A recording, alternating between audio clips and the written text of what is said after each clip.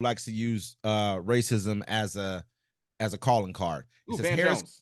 Oh My bad. man, Go that guy, ahead. he does too. I mean, I don't think like pretty much. Van Jones. I mean, neither. But it says Harris campaign, Jewish groups fiercely criticize Trump, preemptively blaming Jewish voters if he loses. Vice President Kamala Harris campaign and Jewish advocacy groups on Friday forcefully criticized what they called former President Donald Trump's dangerous and anti-Semitic comments, saying Jewish voters would be to blame if he lost the presidential election. I'll put it to you very simply and as gently as I can. I wasn't treated properly by the voters who happened to be Jewish, Trump said in an event Thursday night in Washington that was meant to highlight anti-Semitism. I don't know. Do you know what the hell is happening if I don't win the election?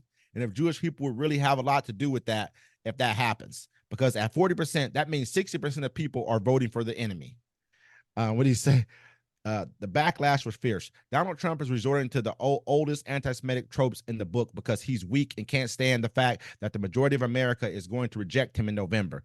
But we know that words like these can have dangerous consequences. Harris campaign national security spokesman Morgan Finkelstein said in a statement, as Trump has proven, including over the past few weeks with his lies about Springfield, Ohio, he can cling to fear-mongering, intimidation, no matter the cost. So, but it's crazy. Last election cycle when he was running, he said the same thing about him. You know what I'm saying? He said a couple disrespectful things about the Jewish community. You know what I'm saying, about them voting for him. And like, they said some stuff, but they didn't Kanye West condemn him.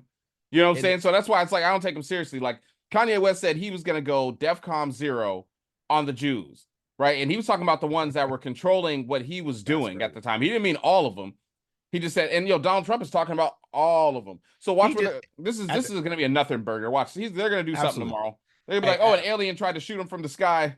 Listen, when he came out right after that, you know what he said? He's like, and Chuck Schumer's a Palestinian. He said all this in the same speech. I heard him. Right? He said it before about Chuck Schumer. He's like, oh, he acts like a Palestinian. But the cool part about it is he's really comfortable making these kind of like he did the same thing at the black at the women's black journalists. Yeah. When he was sitting in front of them, and when he's saying she turned black, he's comfortable making these same remarks in front of the group of people that, you know what I mean? He's very comfortable doing it. Yeah. And I didn't like Schumer's a Palestinian. I didn't like when he said it the first time. Yeah. I didn't like when he said it first, because think about it. Look, you're supposed to be an American president for every American. You can't just single out you're singling out Palestinian. I know Palestinian people, and I know Jewish people. I know people of all races. Why? Because I don't discriminate. Some people are assholes, some people are cool. But the whole thing, you don't single out a group if you want to be president of the United States. The coldest part about it, bro, is that it's not even him. It's the 70 million people who are going to vote for this dude in America who feel this way. Our problem is not, we've already talked about this before. Our problem has never been Donald Trump. Donald Trump is not the problem. He's a person who understands opportunity, who's an opportunist. He sees where, okay, let me seize on this. And they see it behind him. So that's why they sent JD Vance to run up behind him. You know what I'm saying? They'll probably call that racist too. I had a Diet Mountain Dew.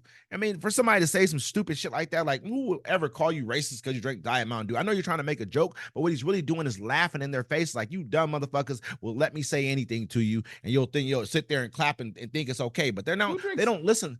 Who drinks Diet Mountain Dew? Real talk, Vance, though, man. If I'm gonna drink Mountain Dew, I'm going for it. Look at JD Vance, man. JD Vance is supposed to take the place of Donald Trump because he's too old and senile. No, listen.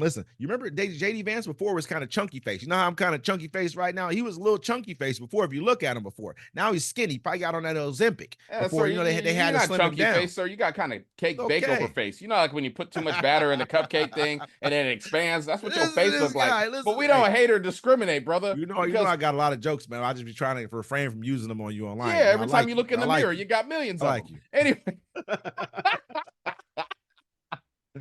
All right. You know I'm on your ass. You know I'm on your ass after the show's over. I'm on your motherfucking ass. All right, I got one.